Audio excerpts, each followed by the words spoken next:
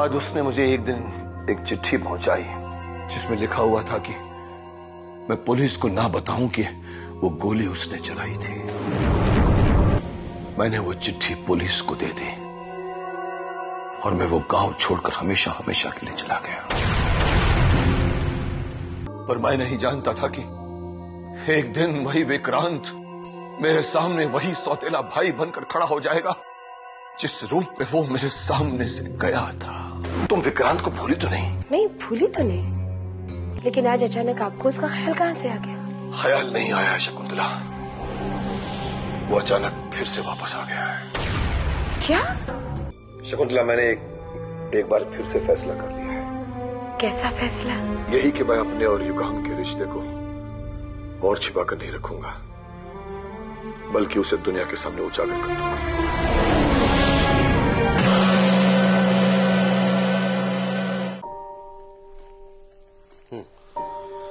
Thanks.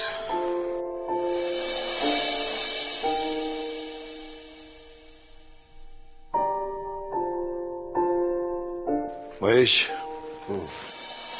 इंसान अपनी तरफ से चाहे कितनी ही कोशिश क्यों न कर ले, उसकी जिंदगी में एक ऐसा वक्त आता है जब वो अपनी खुशी के बारे में कम और दूसरों की जज्बात की ज्यादा कदर करने लगता है। यही सब सोचकर मैंने भी फैसला कर लिया है कि मैं युगांग की असलियत अपने परिवार वालों को बता ही दूं। विक्रम, सच पूछ तो पहले मुझे भी यही लगा था कि अगर तू इस राज को सबके सामने जाहिर करेगा तो शायद तेरी जिंदगी में उलझने पड़ जाएं, लेकिन अब ऐसा लग रहा है कि अगर तूने इस राज को और छुपाया तो शायद तेरी जिंदगी में उलझने पड़ जाएं। इसलिए तूने जो फैसला लिया है मेरे ख्याल से वो बिल्कुल सही फैसला है। महेश, मैं समझता हूं कि मैं युगांग के सामने ही परिवार वालों को ये सारी बातें बता दूं। यार महेश, युगांग आजकल मुझसे बातें नहीं कर रहा। मैं चाहता हूं कि तू खुद जाकर युगांग को हमारे घर में किसी भी तरह से लेकर आ। यार अगर तू कहेगा तो मैं तो चला जाऊंगा, लेकिन मुझे लगता है कि अगर तू खुद उससे कहेगा तो वो मना नहीं करेगा। मैं जाकर उससे कह देता हूं कि तूने उसे बुलाया तो तेरे बुलावे को मैं नहीं समझता वो नकार पाएगा। I hope so.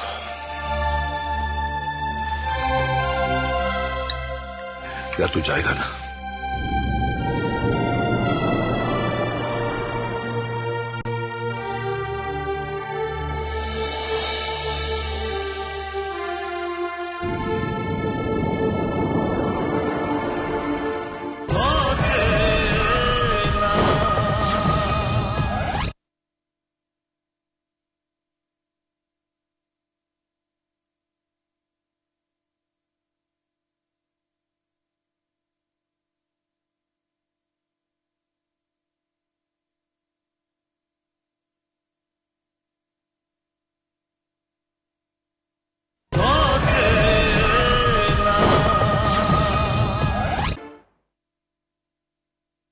Shubham? Yes dad. कहाँ जा रहे हो? डैड वो ऑफिस जा रहा था डैड। ऑफिस? इस वक्त? जी, कोलकाता में जो फैक्ट्री है ना उसकी फाइलें वहां पर पड़ी हुई, तो उस पर मुझे कुछ वर्क करना है। नहीं, ऐसा करो, इस काम के लिए तुम कल सुबह चले जाना। कोई दूसरा काम है डैड? नहीं, काम तो नहीं है, पर रात को तुम्हें कुछ बात बतानी है। कोई खास बात है डैड? नहीं, बात ऐसी है कि उसका तुम्हें जानना बहुत जरूरी है। तुम ऐसा करो, ऑफिस कल जाना और फिर घर में ही रहना, कहीं जाना मत।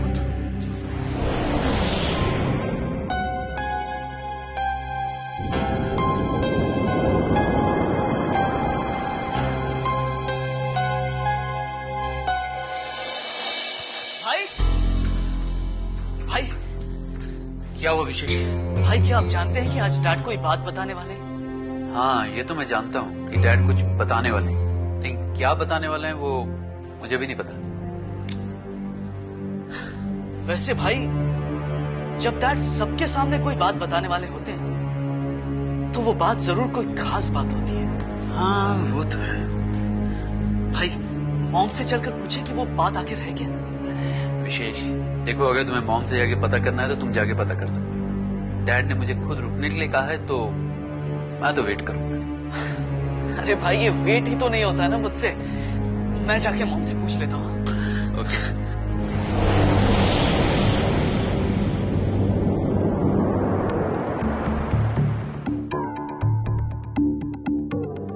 क्या बात हो सकती है?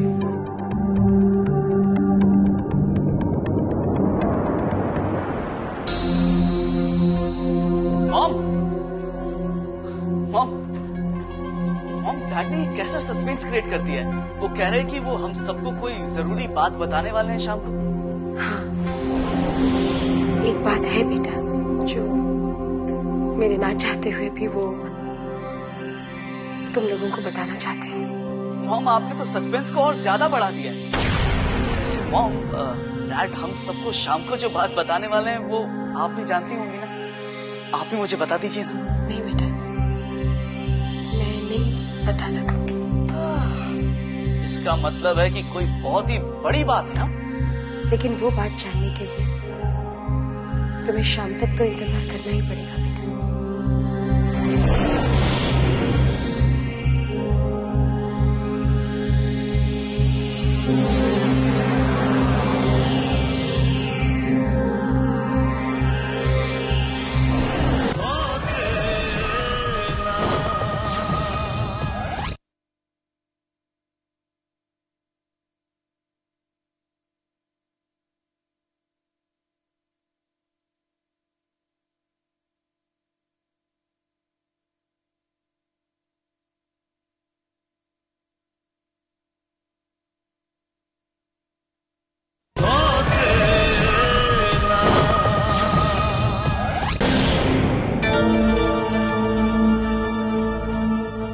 महेश, युगांग से तुम्हारी बात हुई? नहीं विक्रम, युगांग से तो बात नहीं हो पाई, लेकिन हाँ अवंतिका को मैंने तेरा मैसेज दे दिया और उसका कहना है कि जैसे ही वो यहाँ पहुंच जाएगा वो फौरन तेरे यहाँ भिजवा देगी। मगर महेश, युगांग अभी तक आया नहीं है। महेश, मैंने विशेष और शुभम को कहा है कि मैं उन्हें एक बात बताने वाला हूँ। अब यार मेरी समझ में नहीं आ रहा है कि युगांग की ये बात मैं उनको बताऊं कि नहीं बताऊं। देख भाई, ये बात बताने का फैसला तेरा था, इसलिए इस बारे में तो तुझे ही सोचना होगा ना कि तुझे क्या करना है। ठीक है, मैं युगांग को खुद ट्राई कर लेता हूँ। ओके।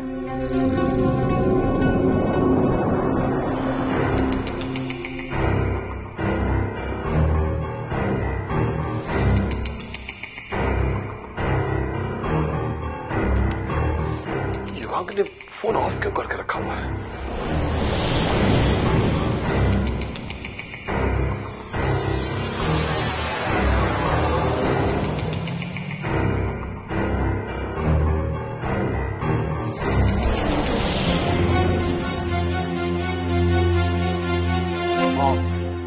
सारे घर में ये बात फैली हुई है कि डैड आज एक खास बात बताएंगे। डैड ऑफिस से भी आ गए, शाम से रात हो गई, पता नहीं वो बात डैड हमें कब बताएंगे। बस कपड़े बदल के आते ही होंगे नीचे, बता देंगे तुम दोनों को वो बात। लेकिन एक बात बताओ, वो बात जानने के लिए तुम दोनों इतने बेचैन क्यों? अरे मॉम, बेचैन होने वाली बात तो है ना। सुबह से दिल में बेचैनी हो रही है कि डैड आखिर हमें वो खास बात कब बताएंगे।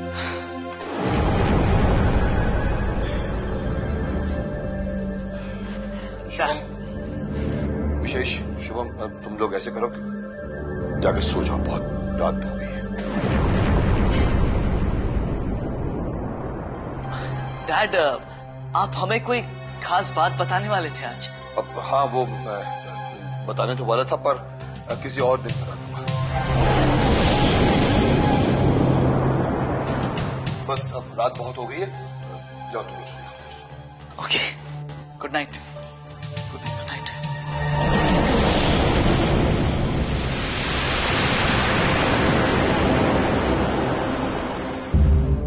बैठो। क्या है शकुंतला?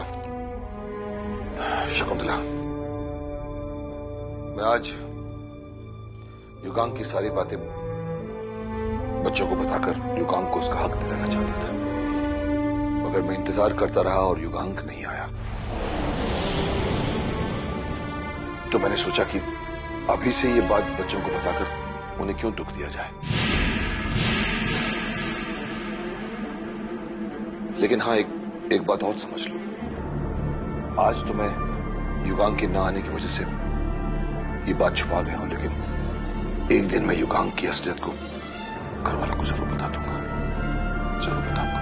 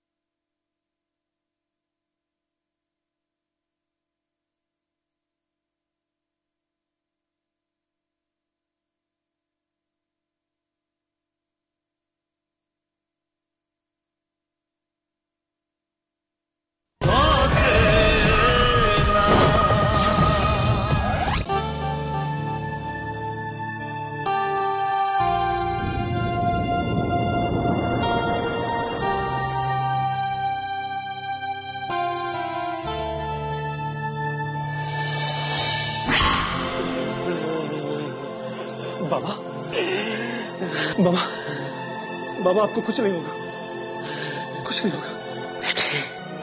बेटे, एक झूठ का बोझ जिसे मैं आज तक ढोए जा रहा हूँ। बाबा, बोझ?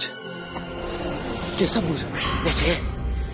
बेटे एक ऐसा सच जिसे मैंने आज तक तुझसे छुपा कर रखा। सच को मैंने पंडित जी तक को नहीं बताया। आज वो सच मैं तुझे बताने जा रहा हूँ। बेटा, तुम्हारी माँ मेरी बेटी रुक्मिणी तुम्हें पैदा करते ही इस दुनिया से चल बसी। बेटे मैंने हमेशा तुमसे ये कहा कि तुम्हारे पिता मर चुके हैं, लेकिन बेटे ये सच नहीं है। बेटे तुम्हारे पिता जिंदा हैं। बाबा, ये आपका कहना है? हाँ बेटे ये सच है कि तुम्हारे पिता जिंदा है। बोलिए बाबा, बाबा कौन है मेरे पिता? क्या नाम है उनका? बोलिए बाबा, बाबा, बाबा, बाबा।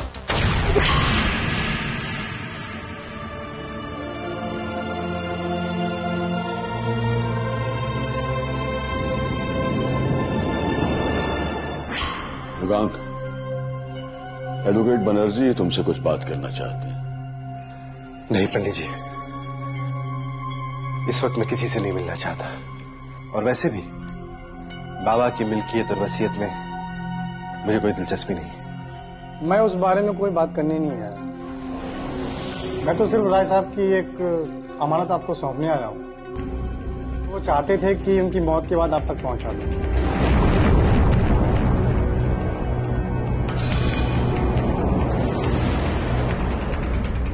शायद कोई ऐसी बात थी जो आपको वो बताना चाहते थे।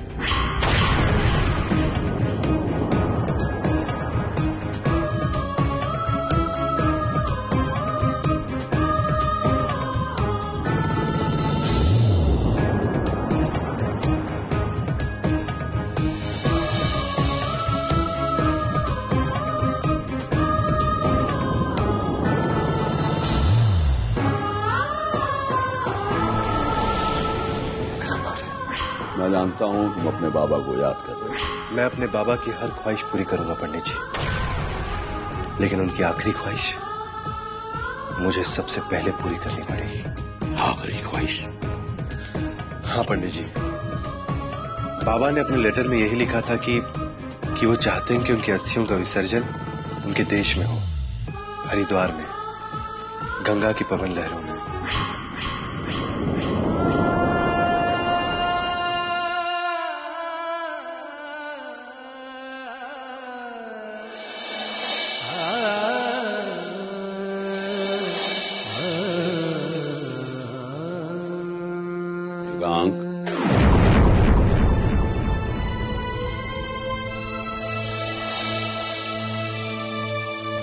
फिर वही पत्र लेकर बैठे।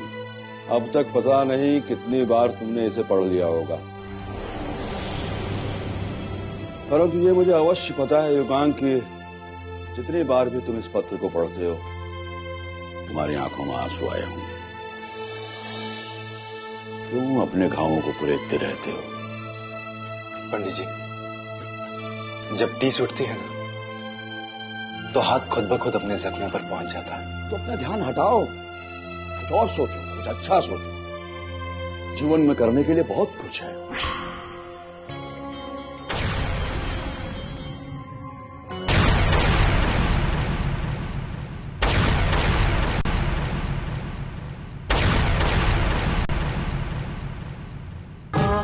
ख्वाबों की बारात लेके, होठों पे गीतों की सौगात लेके, दिल में मोहब्बत के जज्बात ले